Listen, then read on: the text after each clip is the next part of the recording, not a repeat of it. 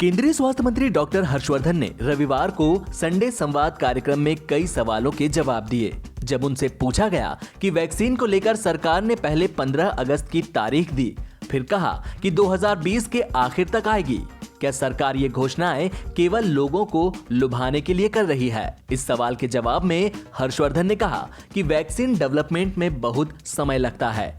उन्होंने साफ किया कि वैक्सीन की उपलब्धता को लेकर कोई ऑफिशियल तारीख तय नहीं की गई है। एक अन्य शख्स ने पूछा कि क्या सरकार कोविड-19 का टीका लगवाने के लिए मजबूर कर बिल गेट्स का एजेंडा बढ़ा रही है। इस शख्स ने सीरम इंस्टीट्यूट ऑफ इंडिया के बिल गेट्स फाउंडेशन से टाई अप करने पर सवाल उठाए। सवाल में ये पूछा गया कि हमारे यहाँ मृत्यु दर इतनी कम है, तो क्या सरकार को वाकई वैक्सीन की जरूरत है या वह केवल बिल गेट्स का एजेंडा बढ़ा रही है? जवाब में हर्षवर्धन ने कहा कि प्रभावी वैक्सीन ही किसी बीमारी को रोकने का सबसे कारगर जरिया है। उन्होंने कहा, इसी वजह से न सिर्फ भारत बल्कि दुनिया भर में सरकारी और प्राइवेट साझेदारियां हुई हैं ताकि वैक्सीन जल्द मिल सके।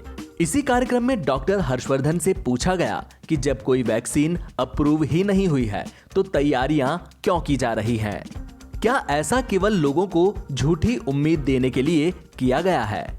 इस पर हर्षवर्धन ने कहा, इसकी संभावना है कि वैक्सीन सीमित मात्रा में सप्लाई होगी।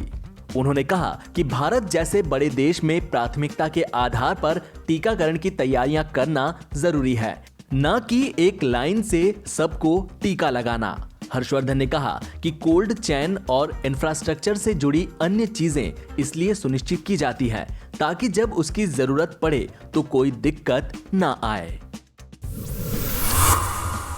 भारत में कोरोना वायरस से उबरने वाले मरीजों की संख्या 60 लाख के आंकड़े को पार कर गई है, जबकि इस महामारी से लगातार 8वें दिन 1000 से कम मरीजों की मौतें हुई हैं। देश में कोरोना वायरस के एक्टिव केसेस की संख्या लगातार 3 दिनों से 9 लाख के आंकड़े से कम बनी हुई है। वहीं केंद्रीय स्वास्थ्य मंत्रालय द्वारा रविवार सुबह जारी किए गए आंकड़ों के मुताबिक पिछले 24 घंटे में 918 और लोगों की मौत हो जाने के बाद कुल मृतकों की संख्या बढ़कर 1,08,334 हो गई।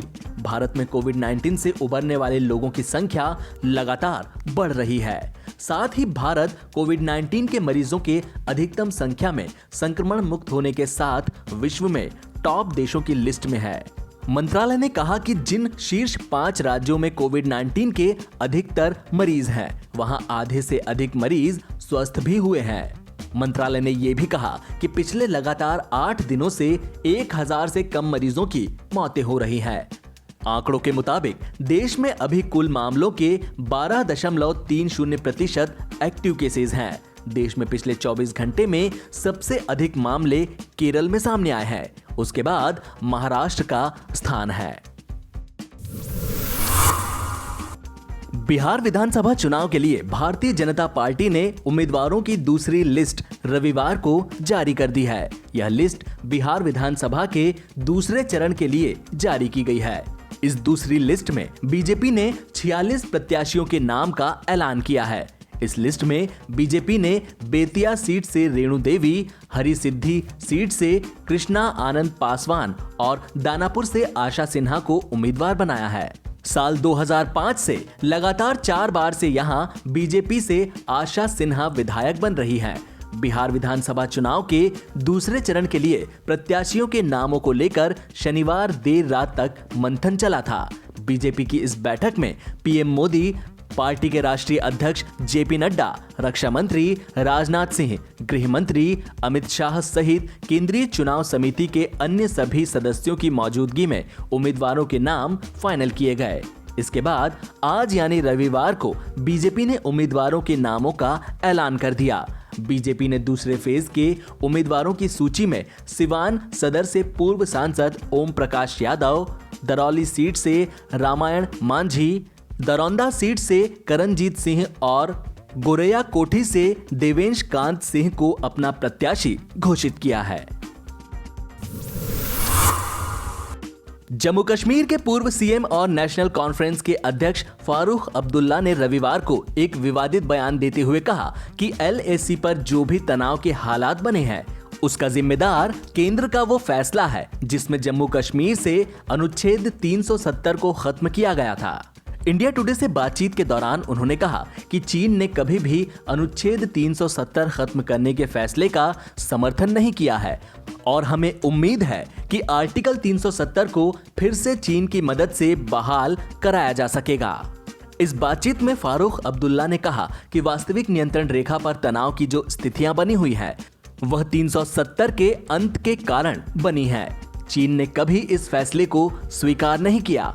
हम ये उम्मीद करते हैं कि चीन की ही मदद से जम्मू कश्मीर में फिर आर्टिकल 370 को बहाल किया जा सकेगा। फारूक ने कहा 5 अगस्त 2019 को 370 हटाने का जो फैसला लिया गया उसे कभी स्वीकार नहीं किया जा सकता। चीन की तरफदारी करने के सवाल पर फारूक अब्दुल्ला ने कहा, मैंने कभी चीनी राष्ट्रपति को भारत नहीं बुलाया। पीएम मोदी ही उन्हें भारत आमंत्रित करने वाले शख्स थे। उन्होंने चीनी राष्ट्रपति को झूला झुलाया और चेन्नई में उन्हें खाना खिलाने भी ले गए। फारूक ने यह भी कहा कि उन्हें सांसद होने के बावजूद संसद के सत्र के दौरान जम्मू कश्मीर की समस्याओं पर बोलने का मौका नहीं दिया गया।